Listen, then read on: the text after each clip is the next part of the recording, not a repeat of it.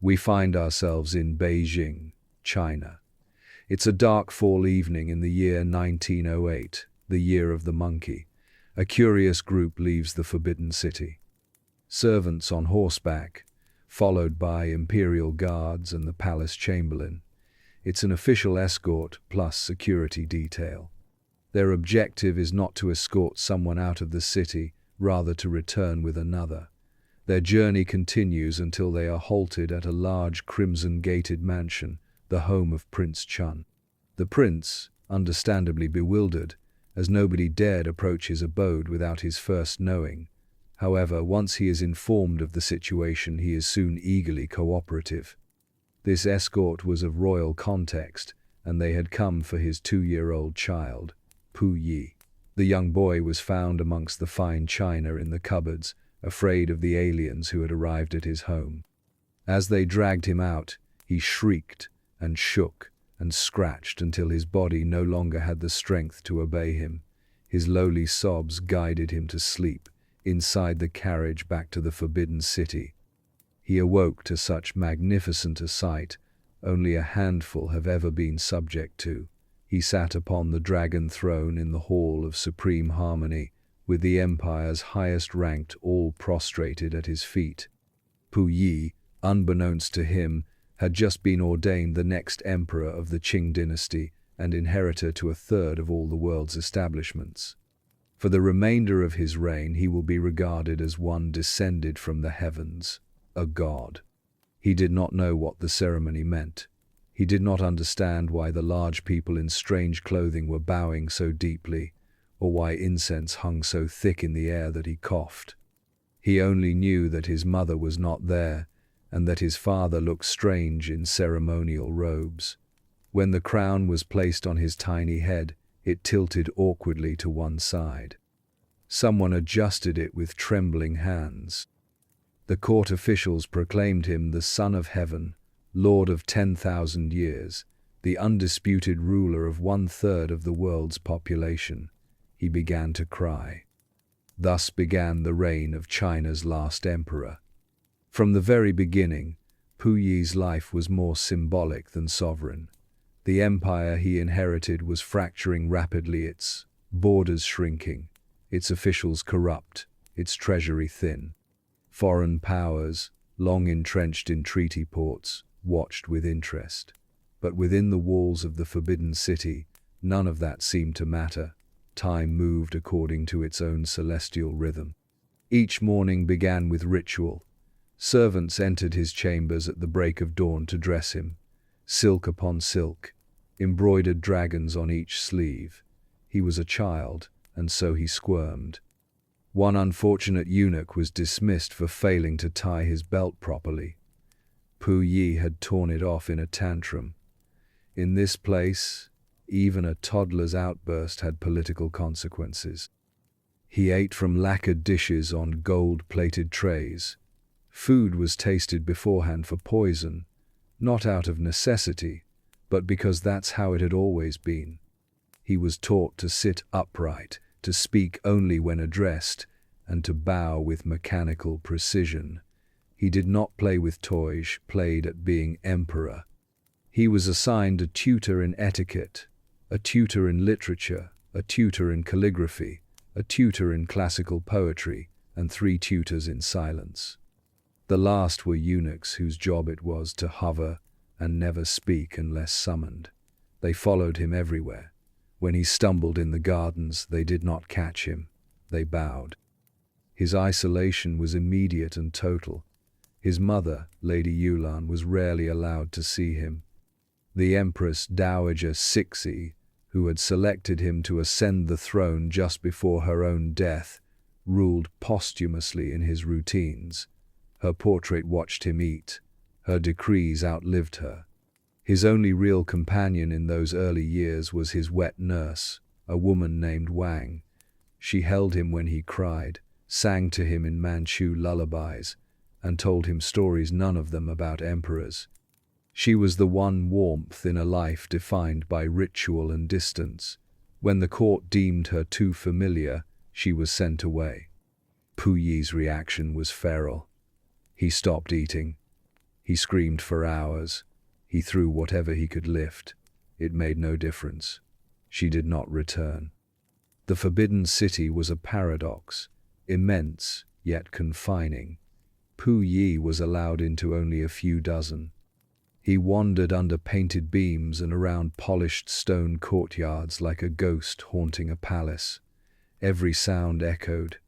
Every corner was watched. He became fascinated by doors, so many of them locked. He developed odd habits. He would order people to kneel, then forget why. He learned to mimic the tone of senior ministers and would repeat their speeches back at them. He once ordered the execution of a servant who had dropped a bowl. The eunuchs pretended to carry it out, then quietly reassigned the man. In many ways, he was playing emperor as a child plays house, but the difference was that everyone else around him also played along. Ceremonies continued, as if the empire were not dying. The Grand Council still presented documents for his seal, which his tiny hand could barely grasp. His signature, learned before he could properly speak, was practiced with brush and ink until his wrist hurt. He once asked if he could sign with a thumbprint instead. The silence that followed was long and cold. By age 4, he was fluent in formal bows, less so in conversation. He rarely laughed. He had a fascination with watches and clocks, which were brought to him from Europe by traders. He liked to take them apart, but never put them back together. Time was something he understood better in pieces. He watched palace animals with interest. The peacocks, in particular, delighted him, bold and proud, with feathers that shimmered like imperial robes. He would stare at them for hours, whispering secrets to them that he dared not tell the humans. Once, he asked where the peacocks went at night. No one answered. That evening, he snuck out of his quarters to follow them. The palace guards found him near the moon gate, barefoot and shivering, convinced the birds had flown to heaven.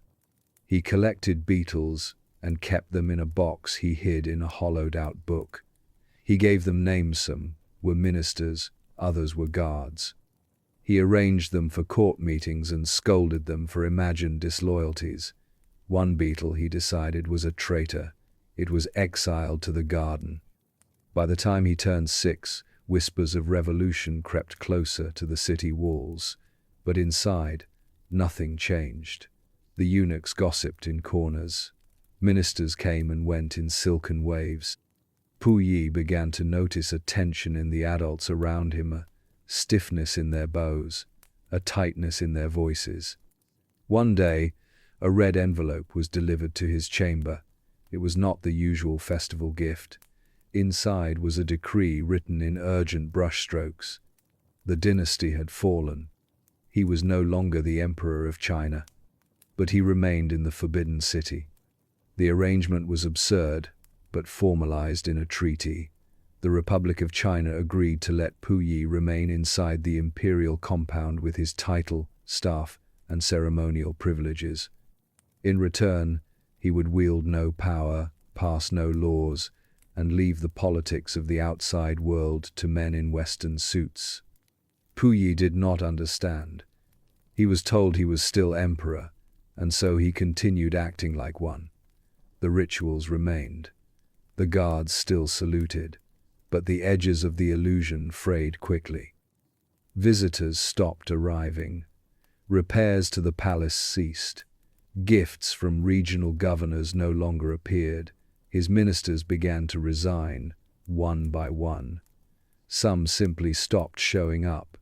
He began to notice that the Forbidden City, once impossibly grand, was falling into a quiet decay. Roof tiles cracked and were not replaced. Ponds dried. The sounds of maintenance, once constant, faded. He had not yet turned 7. This new limbo gave Pu Yi both more freedom and more confusion.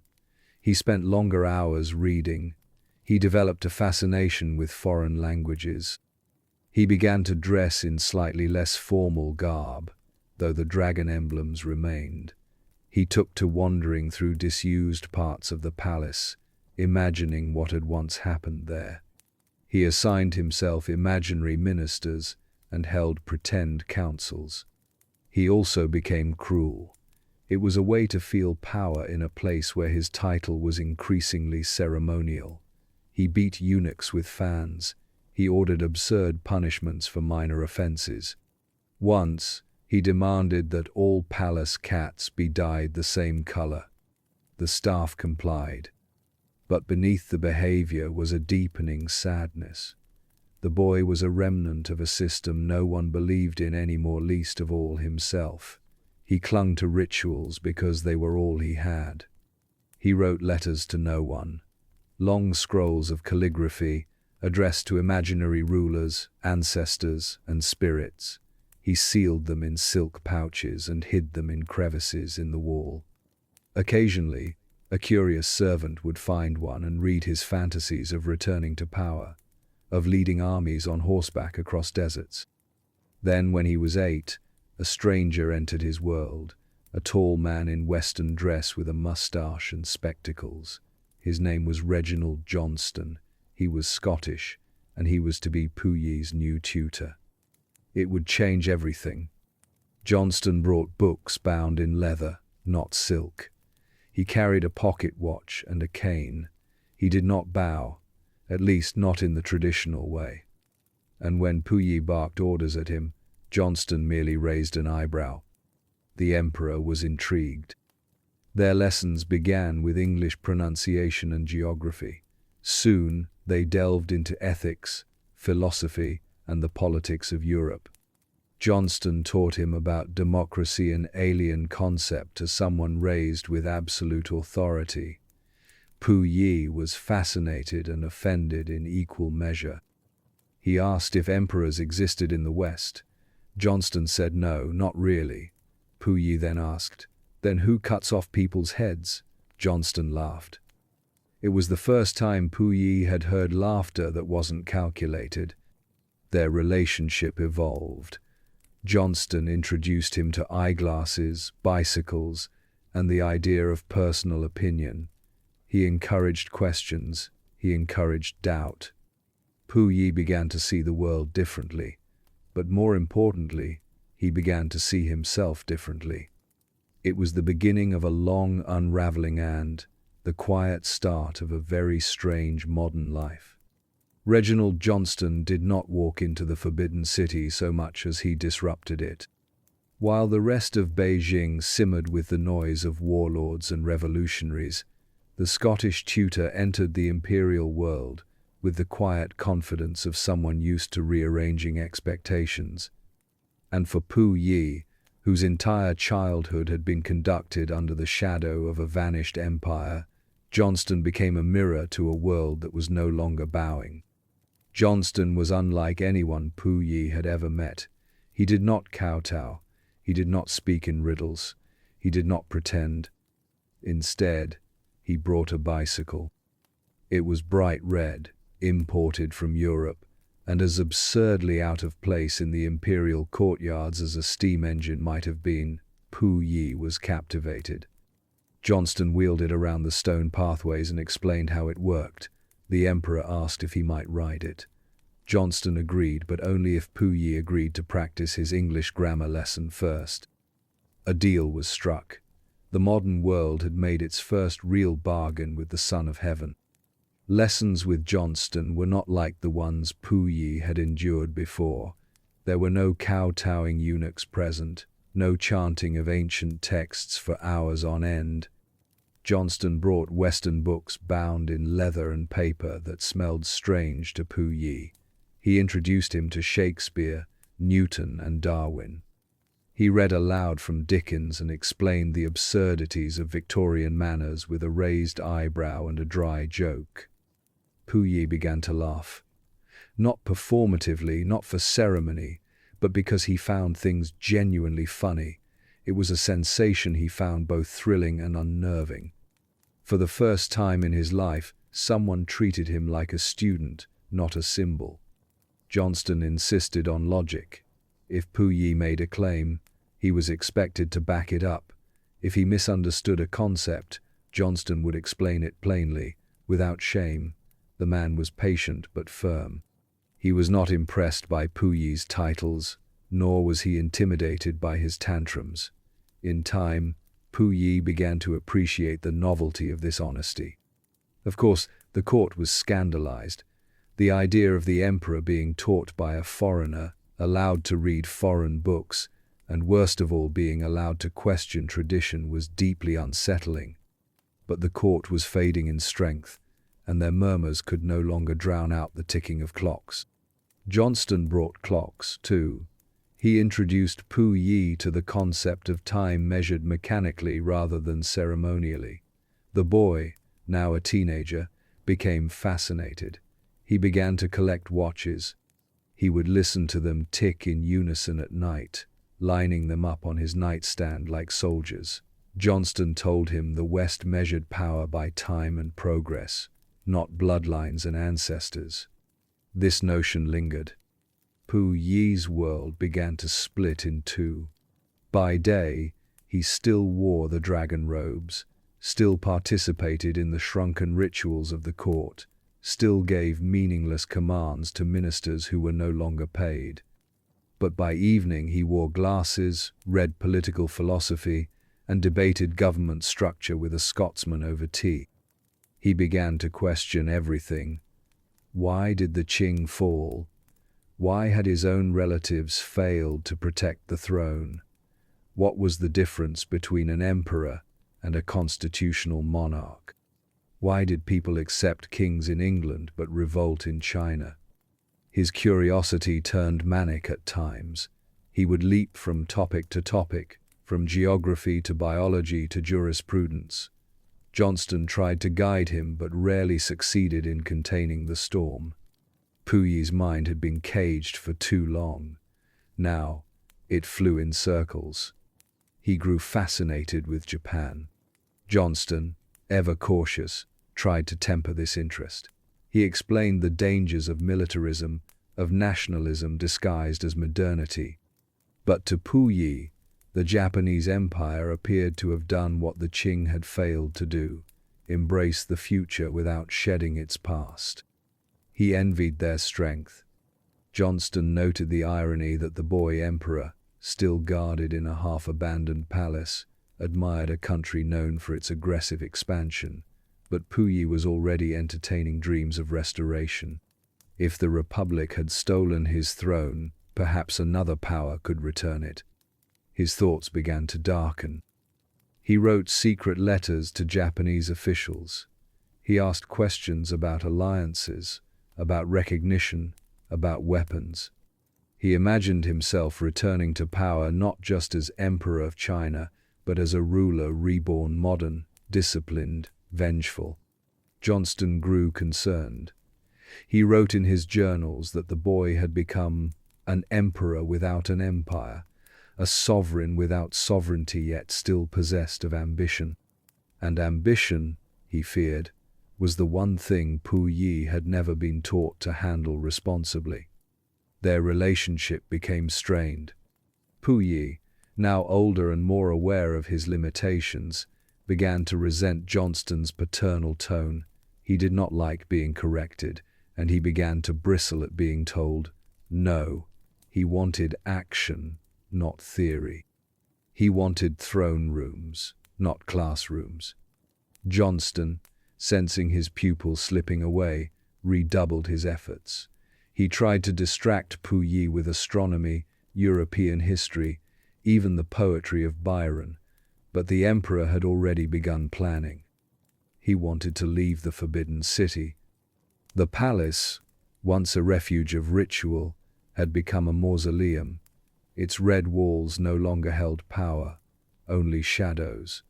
The staff had dwindled. The echo of footsteps rang louder than conversation. Dust gathered in throne rooms. Cobwebs clung to jade dragons. Johnston proposed travel, a brief journey to the British legation, or even a disguised walk through Beijing. The court, predictably, refused, but Puyi insisted. He wanted to see the world outside. He wanted to see people who did not bow. Eventually, arrangements were made. It was not a grand procession. There were no drums, no banners. Puyi wore a Western suit. Johnston called it a walking lesson. The emperor passed through the Meridian Gate without a single subject noticing. And in that moment, something broke. Puyi later wrote that it was the first time he truly understood what had been taken from him, not his throne, but his audience. His power had always been performative. Without witnesses, it vanished like incense smoke. He spent more time with Johnston, but his tone changed. He became interrogative, sarcastic. He challenged lessons not to understand, but to dominate. He asked why Britain still held colonies, why the West had such interest in China, why emperors in England were called kings, and why revolutions in France ended with guillotines. He was building a new identity, one part emperor, one part modern man, and one part angry orphan of history. Johnston watched with quiet concern. He noted that Puyi had all the intelligence to become a thoughtful leader, but none of the maturity to withstand manipulation. He was too proud to listen, too isolated to trust, and too nostalgic to move forward. Still, Johnston stayed. Even as Puyi began to meet with Japanese envoys behind closed doors, even as secret correspondence found its way into foreign hands, even as the boy who once asked where peacocks slept now asked where to find an army, Johnston's role diminished. He was still the tutor, but no longer the influence. When the warlord Feng Yuxiang finally forced Puyi out of the Forbidden City in 1924, Johnston was there. He helped pack books. He tried to offer comfort. He watched the emperor walk out through a back gate, unceremoniously, with only a handful of servants and guards. No subjects wept, no drums sounded. The gates closed behind him and did not reopen. Puyi moved to the Japanese concession in Tianjin. Johnston remained in China for a while, then returned to Britain. He wrote memoirs. He gave lectures. And he always insisted that Puyi was not a villain, nor a tyrant, but a child who had inherited more ghosts than guidance. The lessons had ended, the twilight had deepened, and the boy emperor, once curious and uncertain, was now quietly plotting his return. But he would not return as a sovereign of China. He would return as something else. Something hollowed. Something used. Puyi had left the Forbidden City once before in disguise, flanked by his Scottish tutor and a quiet entourage, unsure if he was a boy, an emperor, or something in between. But now, in the year 1912, the decision was made for him. The Qing dynasty had fallen. The Republic of China had declared itself. And the Son of Heaven, at the age of 6, was no longer emperor, not in power, nor in pretense. Except, he still lived in the palace. The arrangement, bizarre as it sounds, was sealed with paperwork and nervous handshakes. Puyi would retain his title and remain within the Forbidden City. He would have his guards, his eunuchs, his rituals. In exchange, he would promise to do nothing, no laws, no decrees, no policies. The Republic feared unrest if the emperor was deposed too forcefully, and so they allowed him to remain, like a ghost locked in a gilded tomb. Puyi did not understand any of this. He had just begun to enjoy his lessons with Johnston. The idea of a government that didn't involve robes, incense, and silent salutes baffled him. But he was told, gently and repeatedly, that he must stay in the palace and do nothing. It was, in its own way, an education. At first, very little changed. The rituals continued. He still woke before dawn, still dressed in ceremonial robes, still greeted officials who bowed as if the empire had never ended. Servants continued to present food with reverence. His calligraphy was still drilled, his posture corrected. But soon, the signs began to show. The palace grew quieter.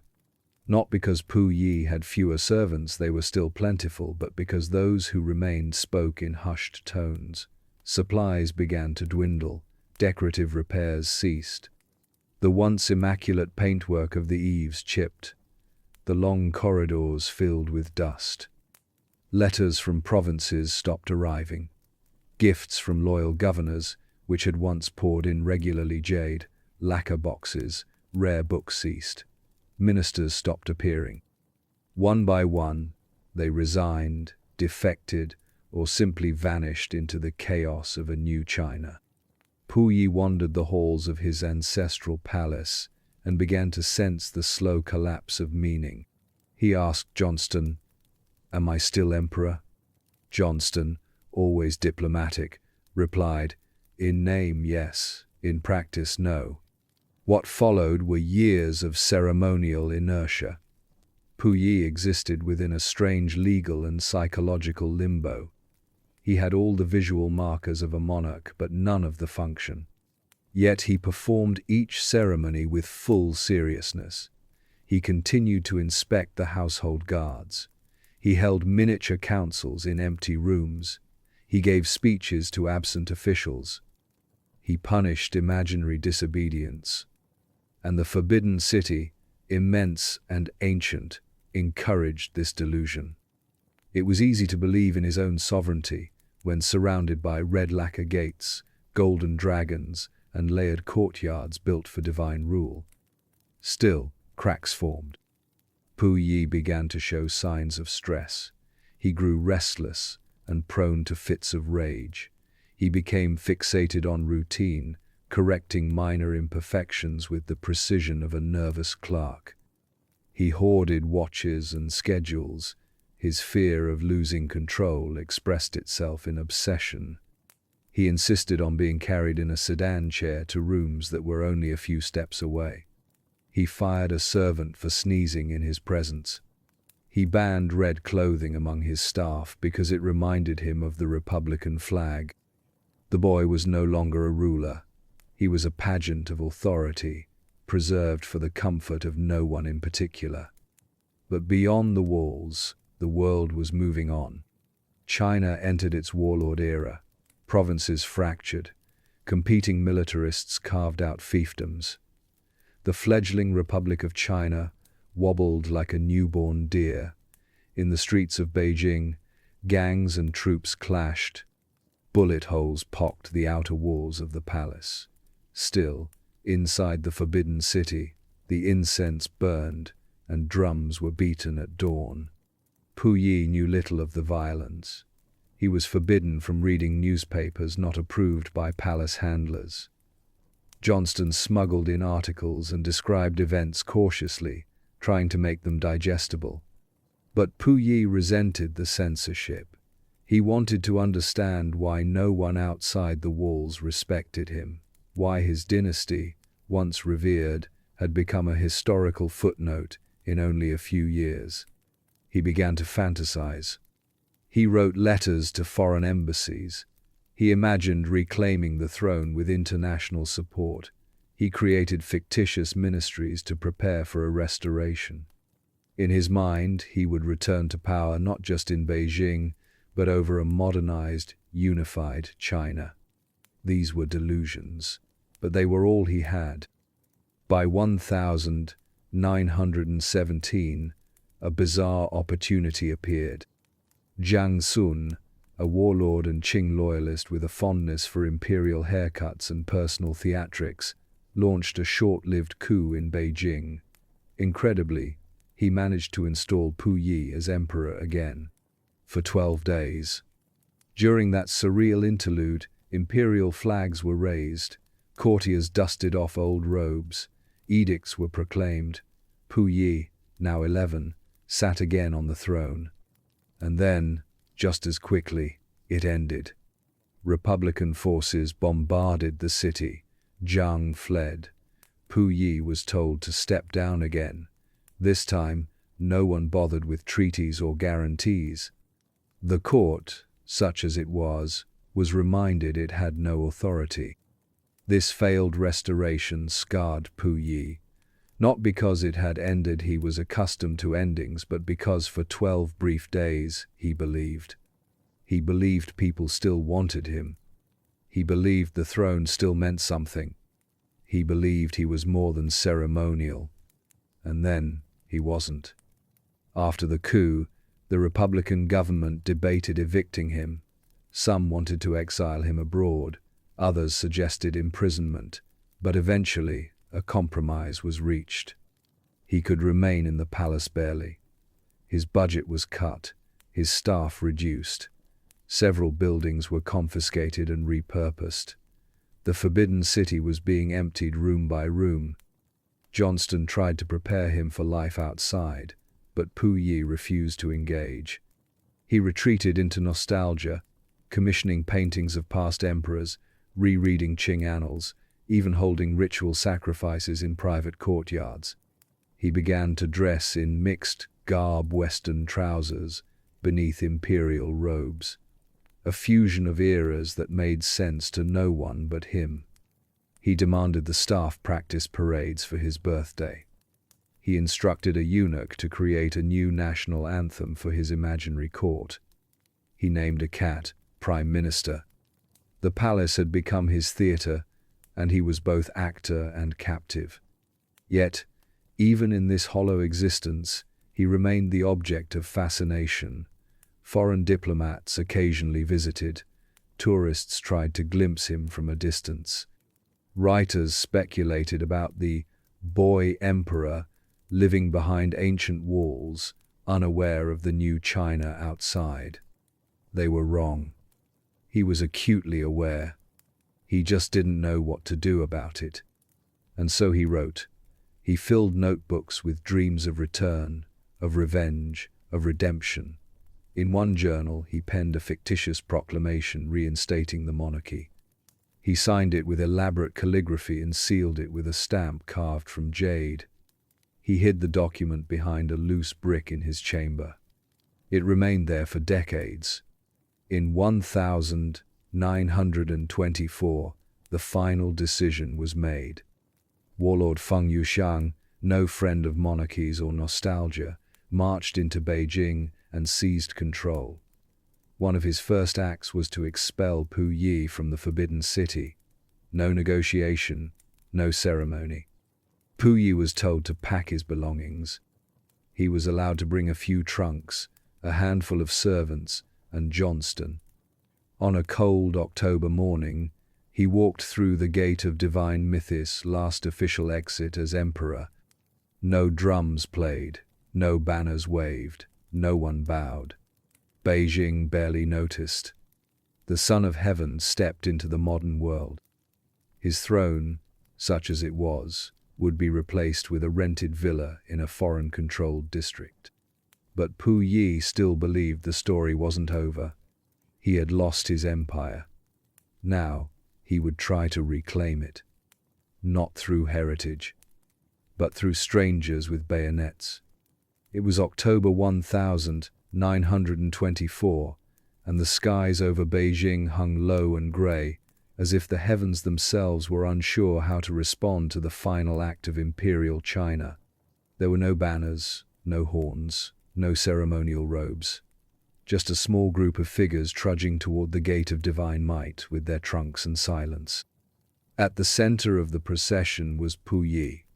16 years old now, he walked without fanfare through the northern gate, escorted by a handful of loyal eunuchs, attendants, and his Scottish tutor, Reginald Johnston. The world he had ruled symbolically, uselessly, stubbornly was behind him. The world that awaited was foreign, fractured, and indifferent. This was not exile to a distant land. He would not be shipped to Paris or Siberia. He would stay in China, but spiritually, this was a banishment. He was leaving not just a building, but an entire way of understanding time, power, and self. The Forbidden City, for all its grandeur and suffocating ceremony, had been his universe. Now he was stepping off its edge. Puyi had not prepared for this moment. He had long imagined his return to power, not his removal. In his fantasies, soldiers would rally, foreign diplomats would intervene, ministers would kneel again, but this departure came with no warning. Warlord Feng Yuxiang's coup was swift, effective, and unapologetic. When the order came to leave, there were no negotiations. The gates would close behind him permanently. He did not weep, nor did he speak. He walked. Johnston later recalled the stillness of it all, the eerie quiet of footsteps on stone, the creak of wheels on carts, the caw of birds that no longer fled from imperial presence. No servants wailed. No prayers were offered. It was as if the palace, too, had accepted the redundancy of its last occupant. Puyi was no longer the son of heaven. He was now simply a young man with a brittle ego and too many trunks. He was moved to the Japanese legation in the eastern quarter of the city, technically foreign soil. The villa was modern in comparison, with electric lights, polished wood, and fireplaces that required no ceremony. It had windows that opened without ritual, and doors that could be locked without deference. Puyi did not know how to operate any of it. He stood in the living room on the first day, refusing to sit until a stool was ceremonially offered. Johnston had to explain gently that in this house, chairs were for sitting, not for staging. He was deeply confused. The legation provided servants, food, and a level of comfort, but Puyi's relationship with the outside world was now direct, not filtered through dynastic ritual. He was expected to speak plainly, to choose his own clothing, to decide what to eat. These things, simple to most, were foreign to him. He had spent his entire life being told what to wear, eat, read, and think. Now he had to choose. It terrified him. Puyi began spending long hours pacing his quarters. He wrote in his journals obsessively, detailing what he called the dismemberment of divinity. He recited old edicts aloud to himself. He insisted the servants refer to him by his imperial title, even though none of them did so with sincerity. He requested that certain palace traditions be maintained: ritual meals, strict schedules, incense before tea. But these things had no meaning outside the red walls, and everyone knew it. He was performing a role on a stage that no longer existed. Johnston watched with concern. He urged Puyi to explore the world, to walk through the streets of Beijing as a man. He suggested reading newspapers, speaking to ordinary people, learning how the city lived. Puyi resisted. He saw the outside world not as something to explore, but as something to overcome. He still believed he would return, not to the palace but to power. His surroundings became increasingly surreal. Though officially a private citizen, Puyi was treated by some with the bizarre reverence of a fallen deity. Japanese officials visited often, offering polite conversation and quiet deference. They referred to him as His Majesty and hinted at a future where he might rule again somewhere. These overtures were seeds, and Puyi was fertile ground. He began to correspond more frequently with Japanese diplomats. He asked about the political situation in Manchuria. He asked whether Japan supported constitutional monarchies. He asked what, exactly, it would take to restore order in the chaos of northern China. Johnston warned him. Japan, he explained, had imperial ambitions. They were not allies. They were opportunists. Puyi listened politely, but dismissed the warnings. In his mind, destiny was circling back. History, like the clocks he adored, would reset.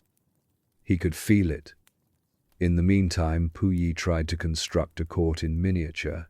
He appointed chamberlains, he named advisors, he created imaginary departments of government. He held audiences with no one and delivered speeches to empty chairs. He created a schedule of court activities, reviewing non-existent troops, receiving invisible tributes, reading out loud to an empty salon. The villa became a stage. He designed a new seal. He wrote proclamations. He dreamed of returning as a modern monarch, no longer confined by Qing orthodoxy, but renewed by Western modernity and Japanese support. His delusions, while grand, were not entirely detached from reality. Japan was considering a puppet government in Manchuria, and Puyi's lineage made him an ideal figurehead. They needed someone who looked like a ruler. And he still looked the part. In 1925, he married again. His second wife, Tan Yuling, was chosen under less rigid circumstances than his first arranged match. She was refined, intelligent, and apparently kind, but Puyi remained emotionally distant. He saw marriage as another piece of imperial theatre necessary for the image of a dynasty, but hollow in practice. He continued to treat those around him with erratic formality. Some days, he would refuse to speak unless addressed with a full bow. Other days, he would speak casually about bicycles, gramophones, and baseball scores he had read about. He was trapped between centuries. Johnston eventually departed. Though they remained in contact, the distance between them grew. Johnston had come to care for Puyi, but he saw clearly that the young man was slipping into a web spun by foreign powers. His warnings, once heeded, were now treated as polite irrelevancies. Puyi wrote fewer journal entries about philosophy and more about logistics. He began asking about uniforms. He commissioned designs for a new flag.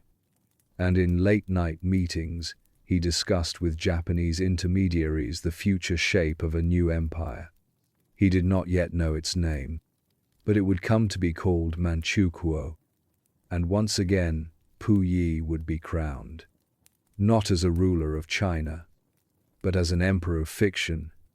By the late 1920s, Puyi lived behind stone walls and hedges in Tianjin's Japanese concession, a narrow strip of foreign-owned land within China that looked less like the heart of Asia and more like a misplaced corner of Tokyo, London, or Paris, depending on the street. It was orderly, quiet, and surreal. The buildings had gables, the lampposts wore iron hats, and the roads, swept daily by foreign workers, were free of the chaos just beyond their borders. Here, Puyi constructed a fantasy. He was no longer just a fallen emperor. He was the architect of a new imperial future. Every lamplit night, every orchestrated meeting, every formal tea with a Japanese official fed the illusion that he was not forgotten, merely paused. And so, in this walled garden of exile, he rehearsed his restoration. The villa he occupied was opulent by local standards. There were gramophones and chandeliers, velvet curtains, and imported soap. His quarters were maintained with a fastidiousness learned from decades of ritual. Servants crept noiselessly through halls. Meals were timed to the minute. Curtains were drawn at precisely 4 p.m., regardless of weather. He called the residence Zhang Garden after his mother's family. But it had little in common with any true garden. It was a stage, and Puyi, its only real actor. He held mock ceremonies in the drawing room. He reviewed imaginary reports from provinces. He insisted staff bow before entering rooms, even if only to deliver tea. He believed, or needed to believe, that Japan was grooming him not as a puppet, but as a peer. The Japanese, for their part, played a long game.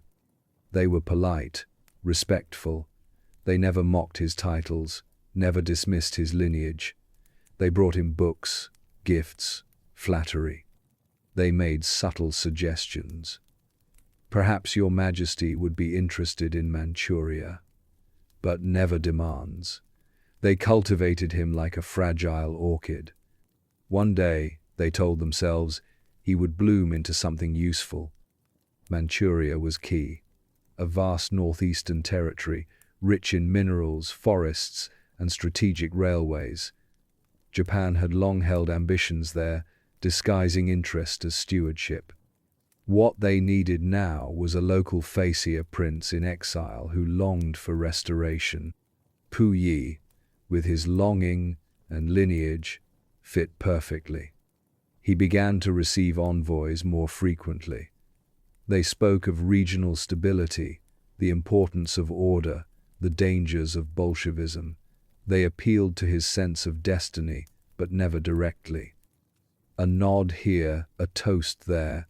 It was the courtly language of manipulation. Puyi responded with enthusiasm. He spoke of reform, of modern monarchy, of a benevolent return to Confucian virtue, tempered by Western efficiency. He quoted the Meiji Constitution of Japan, spoke admiringly of its balance between emperor and bureaucracy. To the Japanese, he was sounding exactly as they hoped. Behind closed doors, his personal life remained static. His marriage to Tan Yuling was formal, distant. She played the empress as expected, quiet, graceful, obedient in public, but their relationship had no emotional weight. They dined together in silence. They slept in separate chambers. She once described him, in a private letter, as a man raised among ghosts who trusts the dead more than the living. Puyi kept the habits of an emperor but none of the joys. He awoke before dawn. He meditated before breakfast. He wrote journal entries in perfect Manchu and then reread them aloud to himself in Mandarin. His meals were composed and consumed with ritual. Even his daily walks in the garden followed the same square path, measured by footsteps.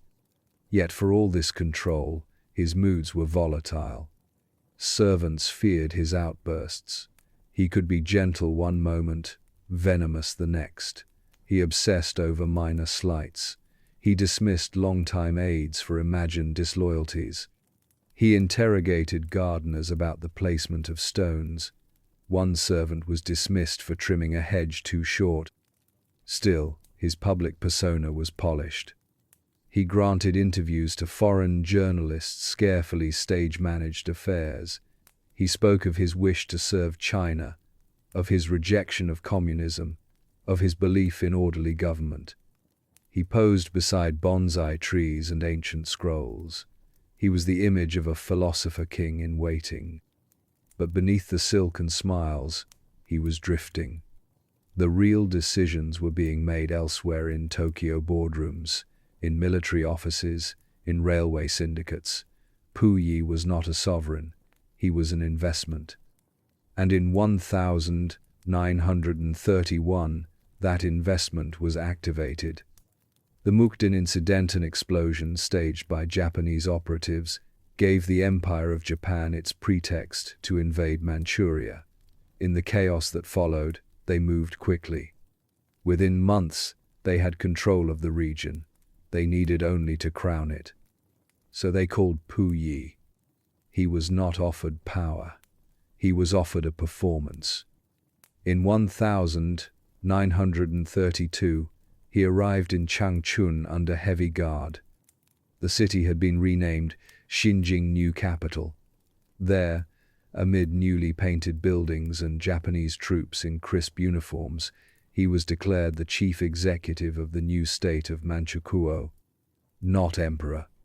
Not yet. First, he would be tested.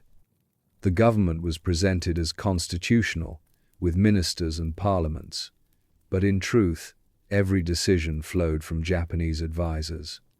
Puyi signed documents he did not draft, issued orders he did not write, and read speeches composed by men who bowed but never listened. Still, he played along. He wore Western suits with medals pinned across the chest. He gave interviews about Manchurian independence. He toured factories, smiled for cameras, waved at parades. He was back on a throne, or something that looked like one. Behind the scenes, he lived in a cage of velvet. His residence, the Salt Palace, was elegant but heavily guarded. His staff were carefully vetted. His mail was censored. His visitors approved in advance. Japanese military officers shadowed his every step. Every conversation was monitored, every outing choreographed. Puyi knew it. He even joked about it. "I am the emperor of appointments," he once said, "for I must be appointed to every room I enter." But he still believed in the possibility of autonomy. He negotiated for more influence. He requested more say in court appointments. He even petitioned to rename Manchukuo as a new Qing dynasty. The answer, always, was no, but polite. In 1934, the next act began. Puyi was declared Emperor of Manchukuo. Not Emperor of China, not Son of Heaven. Simply Kang De, the name of his new era. The ceremony was lavish drums, incense, mounted guards, a golden throne. Photographs were taken, speeches delivered, and yet nothing changed. His power remained ornamental. Still, he clung to the illusion. To the outside world, he was an emperor again. But inside the palace, he was watched, isolated, managed. The world moved forward without him. Japan drew closer to war. China bled in resistance. And Puyi, in a strange hybrid court, dreamed of permanence. But empires born of shadows do not cast them for long. And already, the flame of Manchukuo flickered. In theory, Puyi ruled an empire. In reality, he ruled a schedule. His days in Manchukuo followed a strict and symbolic routine. 6:00 a.m. meditation, 6:30 a.m. breakfast, 7:00 a.m. reviewing reports he did not write. Each document he read had already been translated into sanitized Chinese, carefully worded by Japanese advisors. His comments were noted, but not acted upon. His seal mattered, but only in the way that a signature makes a forged letter seem authentic. He was the face of a fiction. Manchukuo was presented to the world as a bold new nation, independent, progressive, culturally rich. Its currency was printed with care, its flag was hoisted with pride. Diplomatic receptions featured orchestrated pageantry. School children were taught loyalty songs that included Puyi's name, as if they lived under a dynasty rather than a command. But beneath the veneer, the reality was plain. Japan controlled everything. The army patrolled the streets. Japanese officers held the real portfolios. Government buildings teemed with interpreters who did more than translate, they filtered and approved. Ministers swore fealty to a nation they did not govern. Puyi's court was staffed with spies. And every visitor, ally, or domestic advisor was first cleared by men who did not answer to him. Puyi, despite knowing this, played his part with exhausting precision. He sat on thrones arranged for photo ops. He shook hands with generals and dignitaries. He gave speeches praising harmony and progress. He practiced his smile in front of mirrors, learning how wide was too wide, how solemn was just solemn enough. The theater of power became a habit, and then a need. In private, he remained restless. He ordered rewrites of ceremonial scripts. He corrected grammatical errors in state publications. He debated with advisors about details that didn't matter: how many steps the guards should take, how incense should be lit before meetings, whether his signature should use a different calligraphy style. He could not control the country, so he obsessed over ritual. There were moments when he tried to assert himself. Once, he proposed the establishment of a Qing-style advisory council to mirror his ancestors' bureaucracy. The Japanese dismissed the idea. Another time, he attempted to appoint a childhood friend to a ceremonial post. The friend was arrested for anti-Japanese sentiment. Puyi never saw him again.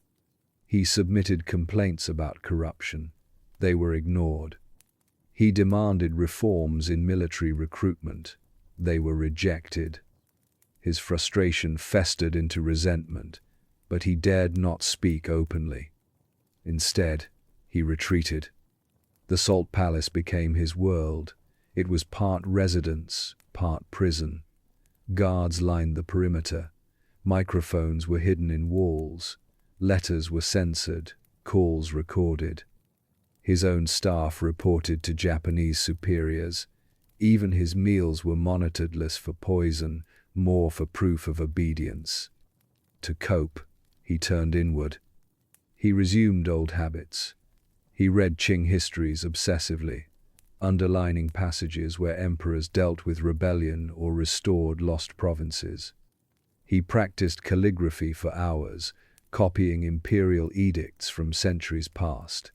He ordered his servants to rehearse ancient rituals, pouring tea, presenting scrolls, arranging inkstones.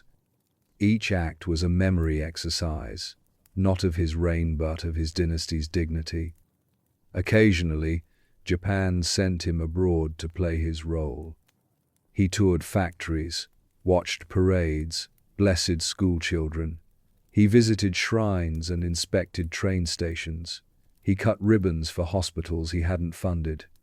He delivered prepared statements about prosperity and harmony while Japanese officers hovered nearby. Foreign journalists occasionally attended. Their dispatches were diplomatic. The Emperor of Manchukuo appeared serene and confident during his review of industrial facilities today. Serene and confident. Puyi, in truth, was exhausted. The strain showed. He developed nervous, habit-snapping fingers, grinding teeth, reciting titles under his breath. He suffered from digestive issues and insomnia. His eyes became glassy. He rarely looked directly at people when speaking. When upset, he would lock himself in his study and pace in circles. Some servants reported hearing him talk to himself, not muttering. Conversations with his ancestors. He asked them what he had done wrong. By the late 1930s, Manchukuo had become less of a political experiment and more of a Japanese military outpost. Infrastructure was improved, not for the people, but for troop movement. Resources were extracted, shipped to Japan. Dissidents were imprisoned or disappeared. Entire towns were razed for railroad expansion. Puyi knew, but he said nothing. Every so often, he asked to speak about reforms. He was told to rest. He suggested meeting with rural officials. He was told it was unsafe. He requested a private audience with a general. The general did not respond. He focused instead on personal rituals. His wardrobe was imperial. His evenings were occupied with reading and calligraphy. He insisted on being addressed by formal titles even when alone. He gave orders to invisible ministers. He renamed the rooms in his residence after ancient capitals. He wrote an autobiography, or at least began one. It started as a defense of his rule, then a chronicle of betrayal, then a record of loss. Eventually, it became a quiet confession, a man writing to understand why he still pretended. As World War II erupted, Manchukuo became an afterthought. Japan grew desperate, resources thinned, troops stretched, bombs fell closer. Foreign recognition of Manchukuo waned. Puyi's appearances grew rarer, his speeches shorter, his palace quieter. In 1940, Tan Yuling died suddenly, some suspected poison. Puyi grieved briefly. Then he resumed his schedule. By 1945, with Japan on the verge of collapse, Puyi was once again uncertain of his future. The Soviets had declared war on Japan. Manchukuo, defenseless and exhausted, began to unravel. Ministers fled. Japanese advisors disappeared overnight. Trains were commandeered. Radios went silent. Puyi prepared to flee. Not to lead. To escape. In August, he boarded a plane meant to carry him to safety in Japan. It never arrived. The Soviets captured him. And with that, the fiction ended. The Emperor of Manchukuo disappeared, and in his place stood only a man alone, confused and no longer useful to anyone. The plane never made it to Japan.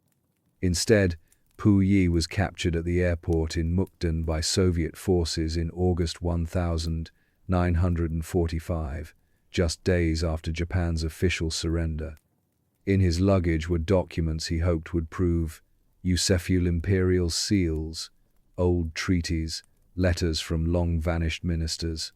None of them impressed his captors. The Soviet soldiers were not looking for symbols, they were looking for men. And Puyi was, finally, just that. A man without a throne, a country, or a purpose. He was flown to the Soviet Union and placed in a special detention facility. Not a prison in the traditional sense. There were no chains or solitary cells, but it was hardly freedom. The walls were high. The guards were silent. The meals were served with military precision, and every day began and ended with questions. The Soviets wanted information on Manchukuo, on Japan, on collaborators, on every agreement he had ever signed. Interrogators came in shifts. Some were polite, others less so. Puyi answered as best he could, though the truth was often humiliating. He hadn't known much. He hadn't made decisions. He had been a signature on paper, an actor in a foreign script. He told them this, over and over. It was perhaps the most honest thing he had ever said. The Soviets did not torture him. They didn't need to. Isolation was enough. He spent his days reading newspapers through a translator. He was given a typewriter and encouraged to write. So he did. He wrote letters to his captors, to his former allies, to no one in particular. He asked for books on Marxism. He asked for toothpaste. He asked for forgiveness. He received some of these. But mostly he waited. Back in China, the civil war was reaching its peak. The nationalists and communists fought for control of a battered nation. The idea of repatriating the last emperor was debated in secret circles. To some, he was a criminal. To others, a symbol. To the Communist Party, he was something else entirely, a tool. They requested his return. In 1950, the Soviets agreed. Puyi was put on a train with blacked-out windows and a small entourage of guards. As the wheels rolled eastward, he passed landscapes he had never seen, forests, rivers, mountains. The country he had once ruled, or pretended to, looked nothing like his memories. He arrived in China not as emperor, but as prisoner number 981. His new home, the Fushun War Criminals Management Center. Fushun was part prison, part re-education camp. Located in the northeastern province of Liaoning, it housed thousands of former Japanese soldiers, collaborators, and high-ranking officials. And now, it housed the Son of Heaven. Puyi was given a grey uniform, a cot, a small desk, and a schedule. He was instructed to write daily confessions. He was not told when he would be released. At first, he resisted. He insisted he had been a puppet, that he bore no guilt, that his actions had been ceremonial, not criminal. The instructors listened patiently and returned his essays covered in red ink. Rewrite. Clarify. Reflect. Puyi grew frustrated. He lashed out at guards, refused meals, accused the staff of conspiracy. He was reprimanded, not punished. Instead, he was told to observe other prisoners show they confessed, how they changed. He was told, calmly, that transformation was expected of everyone, even emperors. Over time, something shifted. He watched other inmates admit to crimes far worse than his own. He saw former generals sweeping floors, former judges scrubbing toilets. He saw officers who had once shouted orders now speak in whispers. He began to write again, this time with more honesty. He wrote about his childhood, the isolation, the rituals, the loneliness. He wrote about Johnston, about Manchukuo, about his fear, about his desire to be respected. He admitted things he had never said aloud, that he had enjoyed the ceremonies more than the responsibilities, that he had resented his wives, that he had often felt more prisoner than emperor. The essays were returned, this time with fewer corrections. Years passed. Puyi became a model prisoner. He led study groups. He mopped floors. He helped organize debates. He read Marx and Lenin. He planted trees on the prison grounds. He memorized poems about equality. He learned how to sew. His hands, once trained to hold brushes and seals, now mended shirts and stitched bedding.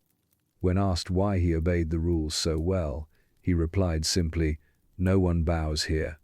He was granted more privileges. His quarters were expanded. He was allowed letters. He was given a small allowance to buy snacks. He requested more books and received them. He read voraciously. Chinese philosophy, Russian literature, communist theory.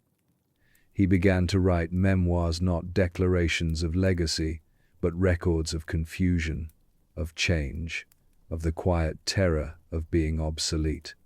One entry read, "The emperor died in Mukden. I am what remains." In 1959, after 9 years in Fushun, Puyi received news he had not dared hope for. A pardon. Official. Public. The Communist Party had decided he was no longer a threat. He was released into the custody of Beijing authorities. There was no procession, no ceremony, just paperwork and a train ticket. He stepped onto the platform wearing borrowed clothes. No one recognized him, not even himself. Puyi re-entered Chinese society as a stranger to everything it had become. He had no money, no home, no entourage, no title. He was, on paper, an ordinary citizen of the People's Republic of China. In practice, he was a historical curiosity watched closely, cautiously, and with some confusion. He was assigned a job. The former emperor was to work as a gardener at the Beijing Botanical Garden. It was not symbolic. It was not ceremonial. It was work. Each morning, he reported for duty wearing a plain gray uniform. He was given a shovel, sometimes a watering can.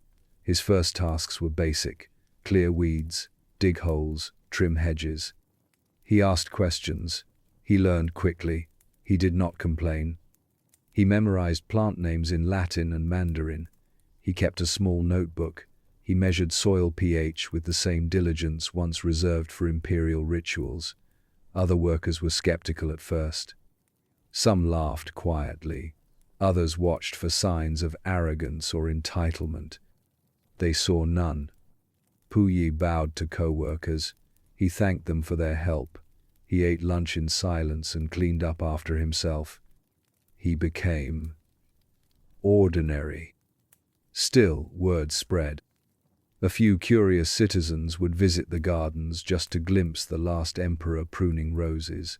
Some whispered, others stared openly.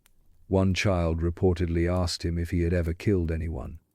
Puyi knelt down, smiled, and said, "Only plants." Occasionally, state officials would check in, not to punish but to monitor. He passed every inspection. He answered every question. He submitted reports. He showed up early and stayed late. If he missed the trappings of royalty, he no longer said so. After some time, he was transferred to a more administrative role, a librarian assistant at the Beijing Political Consultative Conference. There, he sorted documents, catalogued newspapers, and answered phones. The halls were filled with echoes of debate and policy, but Puyi said little. He made tea. He filed quietly. Sometimes, junior officials would whisper about him in the corridors. "That's him, the last emperor." He would nod if addressed, but rarely initiated conversation. Once, during a lunch break, he dropped a tray and spilled soup. A younger colleague rushed to help him. Puyi apologized profusely. The younger man, half joking, said, "Aren't you supposed to have people for that?" Puyi replied, "I used to. They weren't always so kind." He married again in 1962. Her name was Li Shuxian, a nurse at a local hospital.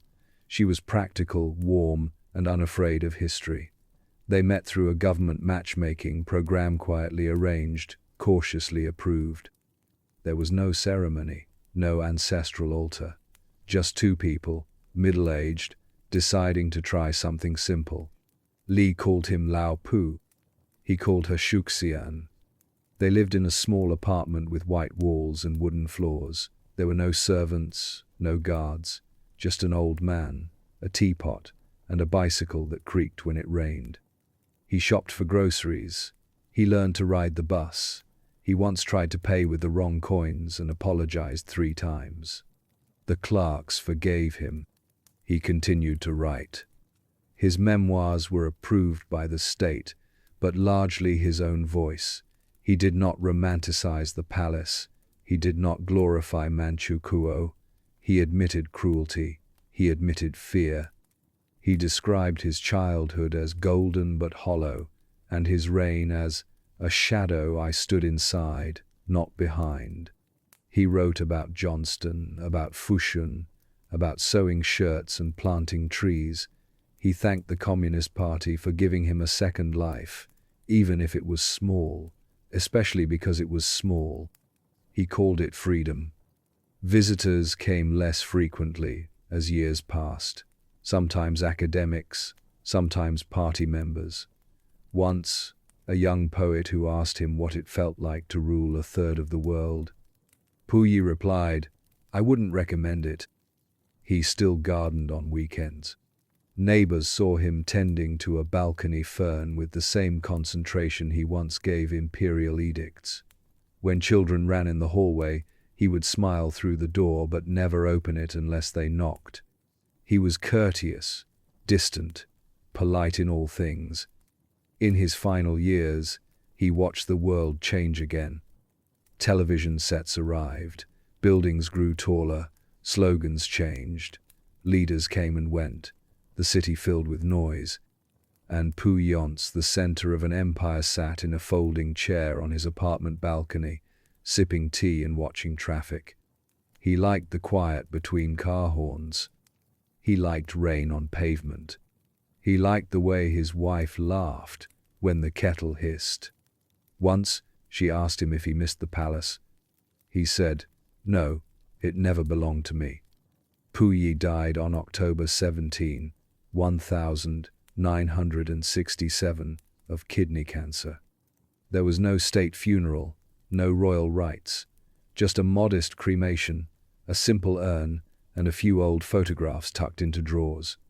His ashes were eventually interred in a public cemetery, though later moved to a commercial tomb site, bearing the name of an emperor he hadn't truly been for decades.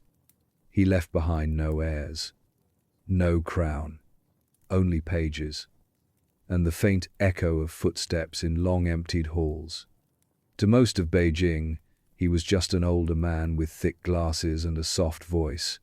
He wore drab clothing, carried a canvas bag for groceries, and rarely raised his voice above a murmur. But to those who knew, he was also something else, a living monument to a China that no longer existed. The last emperor had become the quietest citizen. Pu Yi's life after Fushun and into the 1960s was defined by modesty. He understood, perhaps better than anyone, the fragility of titles. He had held the highest, then none. Now, he chose to live as if neither mattered. He rose early, boiled water, swept the floor, polished his shoes.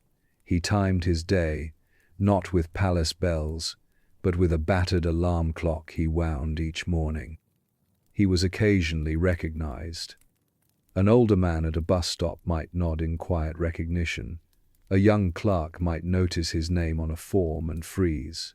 Once, a child asked why he bowed when saying hello. "Habit," he said. But most days, he passed without comment.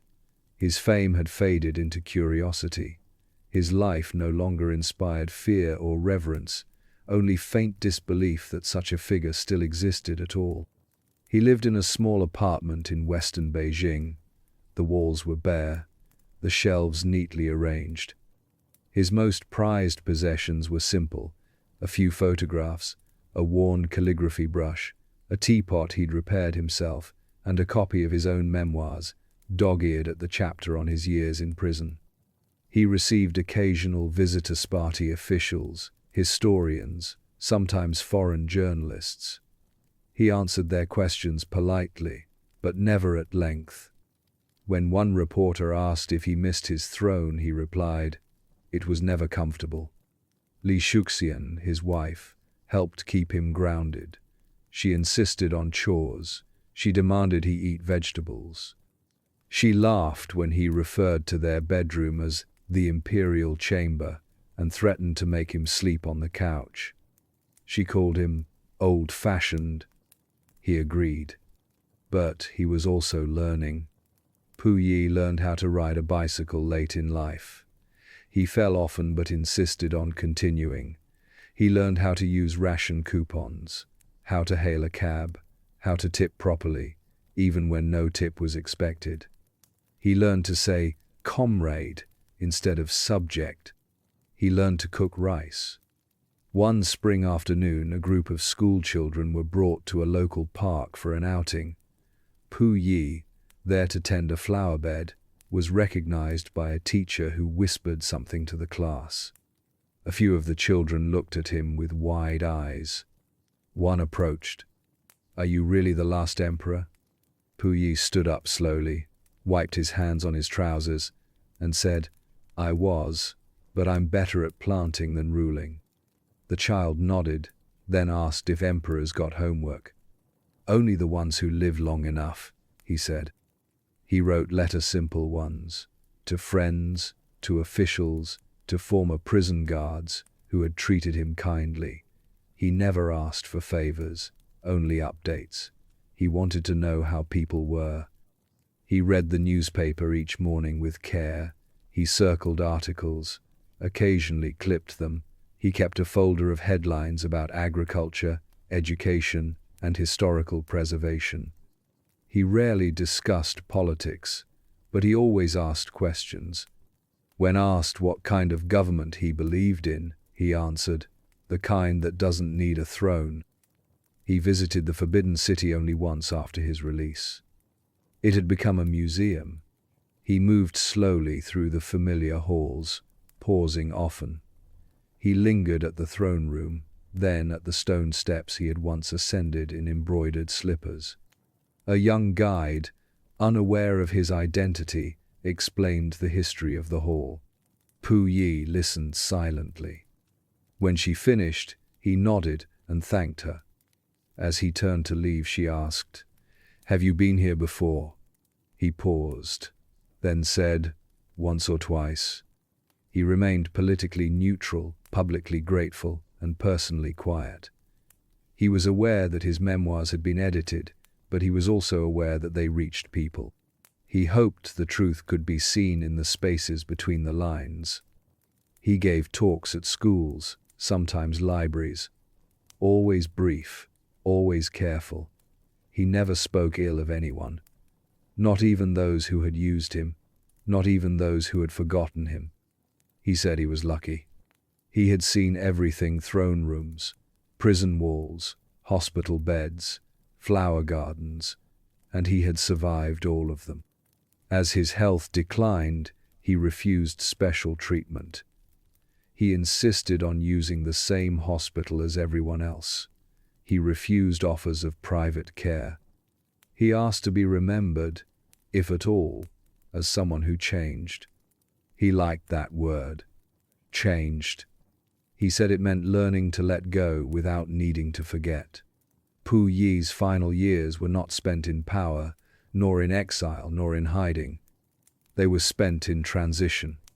He had lived through the end of empire, the rise of republics, the occupation of invaders, the indoctrination of war, and the re-education of peace.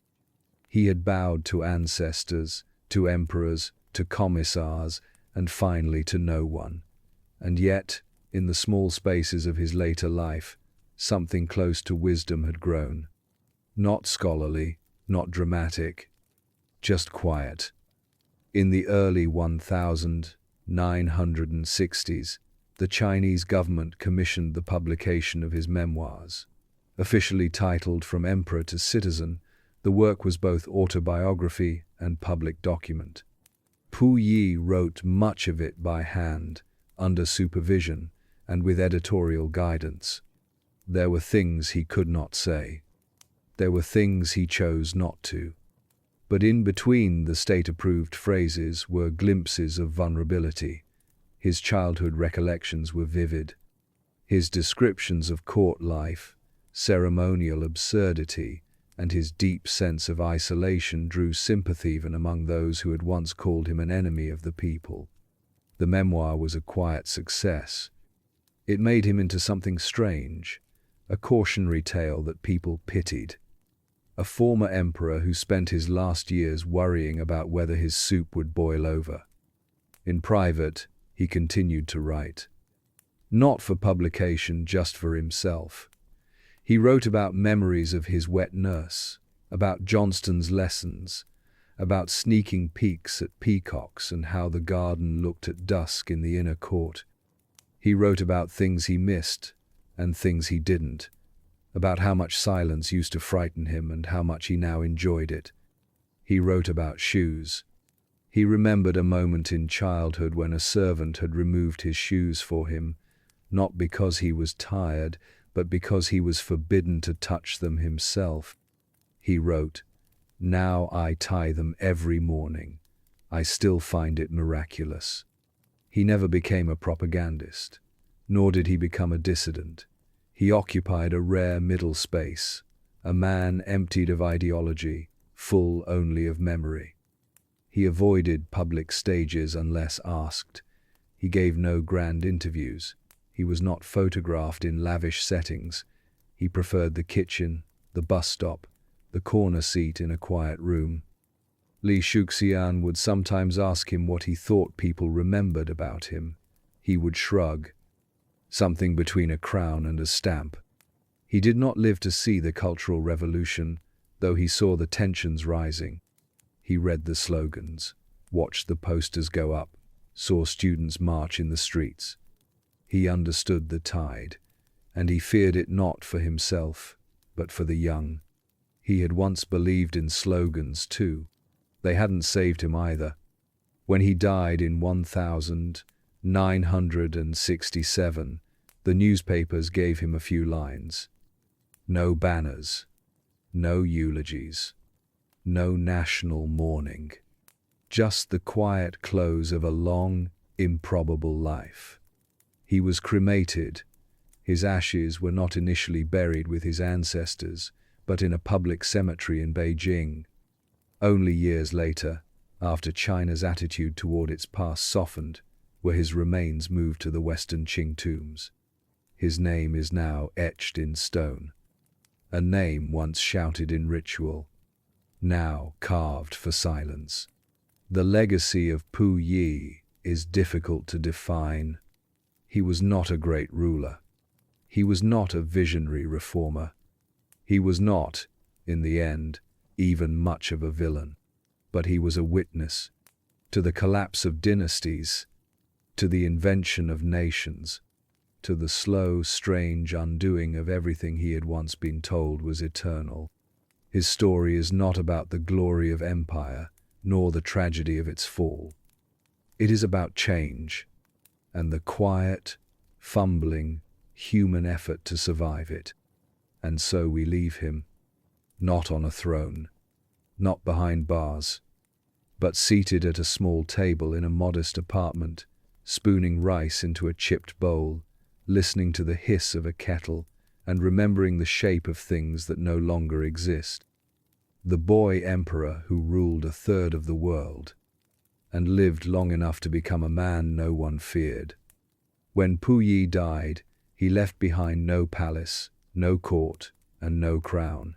He left behind no marble monuments, no national anthems, no line of successors. His lineage had withered, his reign had long since collapsed, and his name once spoken with bowed heads was now etched quietly into a grave marker. What remained were objects, small things, everyday things, things that spoke, not of sovereignty but of survival. A cracked teapot, a worn calligraphy brush, a bicycle with a dented frame, a pair of thick, smudged spectacles, a stack of books, annotated carefully in red ink, a folding chair, a kettle, a radio that rarely worked, an alarm clock with a fading dial. These were the possessions of a man who had once ruled a third of the world and who had learned, by slow necessity, to find peace in the mundane. The teapot sat by the window in his modest Beijing apartment. It was ceramic, slightly chipped near the spout, with a hairline crack near the base. He had repaired it himself once, awkwardly, using glue that left a faint, milky line along the fracture. It had once belonged to a palace servant, but Pu Yi had taken it with him when he was released from prison. He used it every morning. He boiled water carefully. Not too hot, not too long. He knew the timing by heart. He placed 2 teaspoons of leaves into the pot, waited 3 minutes, then poured with both hands, one holding the handle, the other steadying the lid. This, he once told a friend, was the only ceremony he still observed. The calligraphy brush was older, much older. It had been a gift from a tutor during his adolescence, before he had been expelled from the Forbidden City. The handle was lacquered wood, the bristles soft and dark with use. He kept it wrapped in cloth, tucked into the drawer beside his bed. He used it to write letters, not imperial decrees, not royal proclamations, just small notes, reminders, fragments of poetry. Sometimes just words he wanted to remember change. River, quiet, old, learn. He wrote slowly, his brushwork deliberate, the strokes steady but simple. There was no flourish anymore, no dragon's tail in the curve of a character, just meaning. When the brush finally wore down, he did not replace it. He sharpened the tip himself until the bristles gave out. Then he cleaned it, placed it back in its cloth wrap, and never used it again. His bicycle was a clumsy, creaking thing. The frame had been repainted at least once, and the bell no longer worked. He had learned to ride it later in life, during his post-prison years, wobbling through alleyways and courtyards like a schoolboy. He fell often at first, scraped his knee once, laughed about it later. He rode it to the market, to the post office, to the bookstore. He always locked it carefully. He had once lost something much bigger, he would joke. He wasn't going to misplace a bicycle. The neighborhood children called it the Emperor's Chariot. Puyi pretended not to hear them, but he smiled when they said it. His spectacles were round, thick-lensed, and perpetually askew. He polished them with the edge of his shirt. He'd first been fitted for glasses by Reginald Johnston, his Scottish tutor, who insisted he learn to see clearly both literally and metaphorically. Puyi took this advice to heart, at least the literal part. He kept a spare pair wrapped in tissue in a box marked winter. No one knew why. He refused to explain. He once told a librarian that the hardest part about no longer being emperor wasn't the loss of power, but how hard it was to read small print in dim light. The librarian upgraded his desk lamp. The books were everywhere. Shelves bowed slightly from the weight. Titles in Chinese, Russian, English, philosophy, history, manuals on gardening. Dog-eared copies of the selected works of Mao Zedong, often underlined, occasionally annotated in the margins with short questions. Did he mean this literally? Why this tone? Compare to Xunzi. He still read Confucius. He read Darwin too. And once, late in life, he tried to read a detective novel someone had left on the tram. He got halfway through before losing interest. He claimed the plot was predictable, but he kept the book anyway. He used it to prop open the kitchen window in summer. In his writing desk were letters never sent. Dozens of them. Some were addressed to former servants, others to foreign leaders, some to people who may never have existed. One letter, folded 4 times, was addressed to himself. To the boy on the throne, it began. You will not understand this yet, but you are not what they say. You are smaller than the crown and bigger than the walls. He never finished it. He tucked it into a book on ethics and forgot it for years. His alarm clock was the last sound he heard each morning. It was an old wind-up piece with a face that had once glowed in the dark. The glow had faded. The tick was uneven. But he trusted it more than any schedule. He wound it every night. Once, during a power outage, he smiled and told his wife, "See, some things don't need electricity to keep time." The clock outlived him. Not all his possessions were so sentimental. He had a cheap radio that only picked up one station clearly. He had an old thermos that leaked slightly, a chipped bowl he never threw away, a single black umbrella patched with glue and string, a stack of ration coupons he kept long after they expired, a rubber stamp from his days in clerical work. He used it once to label his tea jars. Another time, he tried stamping the word "quiet" on the balcony wall. It didn't take, but he laughed. He said the wall wasn't ready for instructions. After his death, most of these objects were boxed up quietly. Some were lost, others were archived. A few are now on display in museums behind glass, tagged with descriptions like personal teapot, circa 1960s, or writing brush of the last emperor. Visitors pass by slowly, peering at the items, imagining the man who once used them. Some smile, some look puzzled, others walk on without stopping. But the objects remain. Simple, silent, and honest. They do not bow. They do not exaggerate. They only whisper the truth, that when the robes are gone, when the crowns are dust, and when the drums have fallen silent, what endures are the things we held in our hands. A cup of tea, a pair of shoes, a book left open to the same page, and the quiet, unremarkable life of a man who once ruled everything and then chose to tend the smallest things instead. In the decades following his death, Puyi became more famous than he had ever been in life. Not as a ruler, not as a war criminal, not even as a reformed citizen, but as a story. A story told through memoirs, documentaries, stage plays, and most famously a film. In 1000, 987, Bernardo Bertolucci's The Last Emperor brought Puyi's life to global audiences. It swept the Academy Awards, captured imaginations, and introduced the world to a soft-spoken boy caught in the storm of history. The film was lush, tragic, operatic. Its palaces glowed with candlelight, its costumes whispered of vanished rituals, its characters moved like ghosts through collapsing dynasties. But the real Puyi was not quite so cinematic. He was, instead, ordinary. Not in birth, but in ending. He became a librarian, a gardener, a man who worried about soup spoiling, who forgot where he left his bus pass, who stood in line like everyone else. The film did not show him buying groceries or arguing with his wife over whether to take the elevator or the stairs.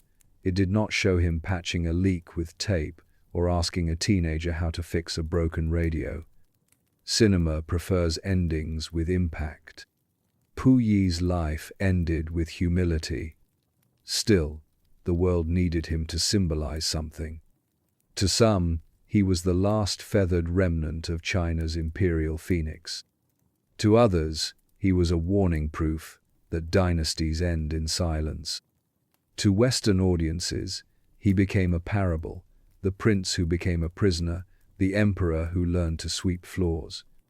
And to the Chinese state, he became something more specific, a model for ideological rehabilitation.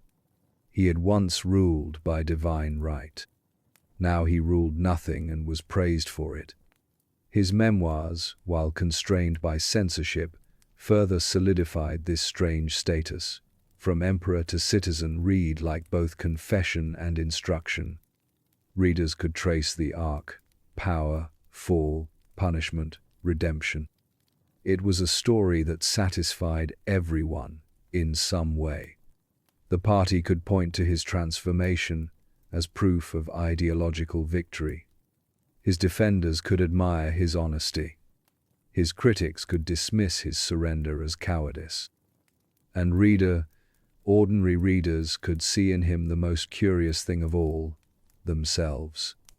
Not the emperor, but the man learning to live without illusion.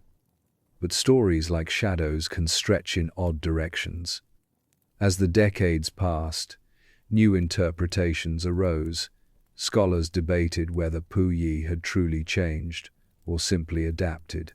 Some said he was a puppet to the end. Others argued he showed quiet courage in accepting a life without power. A few even romanticized him, again painting him not as a relic, but as a survivor, a symbol of China's ability to change, to endure. And then, just as quickly, the conversation moved on. Because Puyi had never been the main act.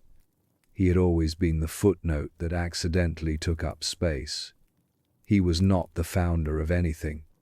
He left no ideology, no movement, no heir. There are no statues of Puyi in public squares, no streets bearing his name, no official holidays marking his birth. He is remembered only as the last emperor, the last son of a dynasty, the last to believe that ritual could withstand revolution. And for many, that is all they need to know. But history is not built on last things. It is built on moments that refuse to fit. And Puyi's life was one such moment. He did not fall heroically. He did not resist stubbornly. He was not a monster, nor a martyr. He was simply miscast. Raised in isolation, educated in fragments, used by empires, rejected by history, and then quietly, miraculously, repurposed into something functional. Not glorious, but human. He once said he didn't mind being forgotten, as long as people remembered not to build cages out of names. He had lived inside too many. Puyi's legacy is not carved in monuments, it's scribbled in the margins. A name mentioned briefly in textbooks. A black and white photo in a corner of a museum. A subtitle in a documentary. A minor character in the Epic of China. And yet, he remains. Not as a lesson, not as a warning, but as a question. What does it mean to outlive your purpose? And what do you become when no one bows anymore? What do we take from a life like Pu Yi's? A boy emperor, crowned too young to understand, who outlived the world that made him, who moved through revolution, exile, empire, war, and peace not as a hero, nor a villain, but something quieter, a mirror held up to history. In the end, he became what history often forgets to mention, a man who changed. Not dramatically, not with flags or speeches or proclamations, but slowly, stubbornly, and with small gestures that mattered only to him. He learned to tie his shoes. He learned to wash dishes. He learned how to cook rice without burning it, how to queue for food without being noticed, how to say thank you in a way that did not imply command. These are not the lessons one expects from a man once hailed as the Son of Heaven, but perhaps they are the only ones worth learning. History remembers conquests and collapses. It measures reigns in battles won, treaties signed, palaces built. But lives' real lives are measured differently. In how we respond to what we lose. In how we carry what we once believed. In how we learn to walk without a title. Pu Yi spent the first part of his life surrounded by people who never told him no. He spent the second part learning how to hear it without flinching. He once ruled with absolute authority, then took orders from prison guards, and later from clerks at the vegetable market. He learned patience, not because it was noble, but because it was necessary. He learned humility, not because it was moral, but because it was the only way forward. In his writings, he never claimed to be wise. He never claimed to be misunderstood. He simply described what had happened.